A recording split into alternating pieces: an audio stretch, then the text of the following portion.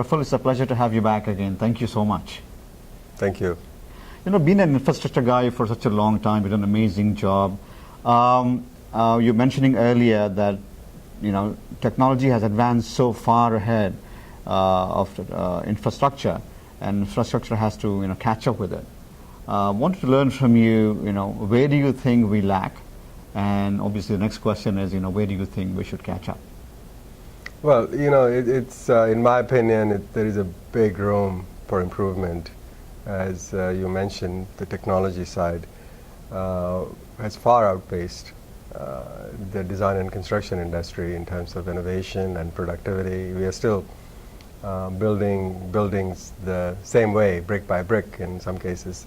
And we need more advances where we can create rapid schedules, rapid buildings with all the advances that can provide cheaper buildings as well. And that is something that the industry as a whole has not been able to do. But a few things are changing, like BIM, scheduling in these areas, lean practices that actually came out of the Toyota lean practices as a startup, and we're starting to implement those in the construction industry. But we're not making enough progress. And I do not believe that the technology industry is concentrating enough on the design and construction side to aid this evolution, or I would really like it to be a revolution in the design and construction industry. Could it also be true that the design industry is not focusing enough to adopt technology faster? I think, you know, there is always a resistance to change. I mean, that's a given. But in general, people are adapting. You know, it used to be we used to draw by hand, and then AutoCAD came about starting the late 70s. And of course, now we have BIM. So, but again, these are not fast enough. If you look at the evolution, as I said, of the technology industry, I mean, that's an exponential change. And building industry is not quite in that. It appears to be very linear. I'm not wanted to ask you about entrepreneurship side of things. Mm-hmm. It takes years of practice for a young graduate to come out of school and get into your field. Do you think the entrepreneurship style or the opportunities of entrepreneurship in your domain is changing? Again, I think you're absolutely right. The traditional design and construction industry, you can't really, there are two ways you can do this. One is work for a few firms, get the experience, and have, let's say, at least 10, 15 years behind you after you graduated.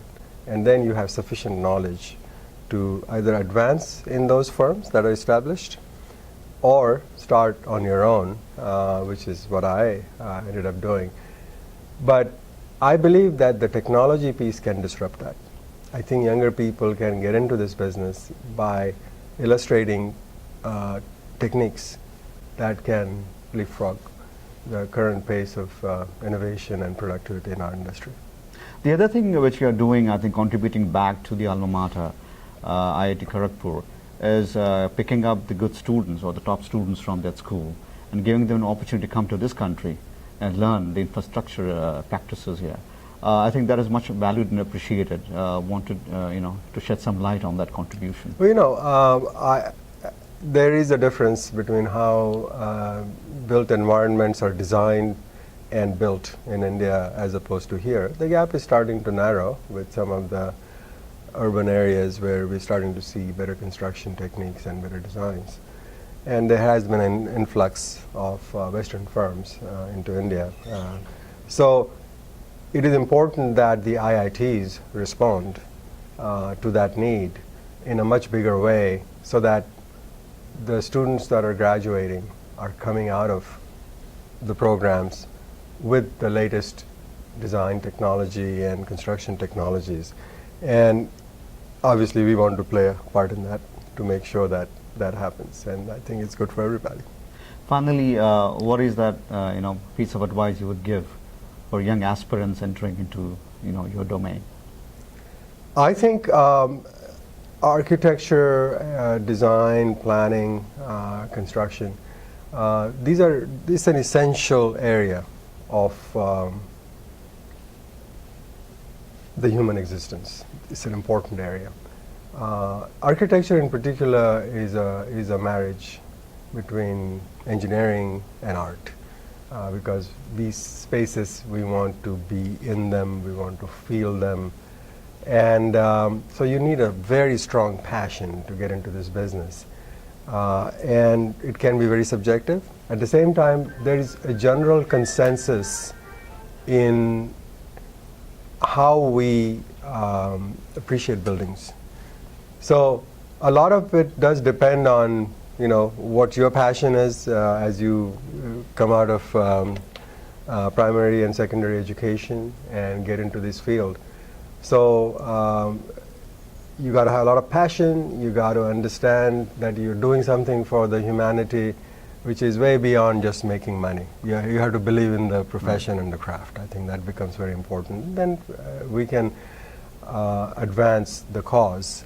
And one of the things that I like to say is, like the American Institute of Architects we have a goal. By year 2030, we want to create net zero buildings. That means, so that you know, 40% of all the energy that is consumed in the world is related to buildings that are heated, cooled, and providing various utility services through them. So the idea is to create buildings that are sustaining, self-sustaining, and eliminate the energy used from the outside by creating by using renewable energy sources that are within the building, as opposed to drawing from the utility companies. So that's something that we must try and do, and these are very noble human goals. Praful, like always, thank you so much. Appreciate your time. All right, thank you.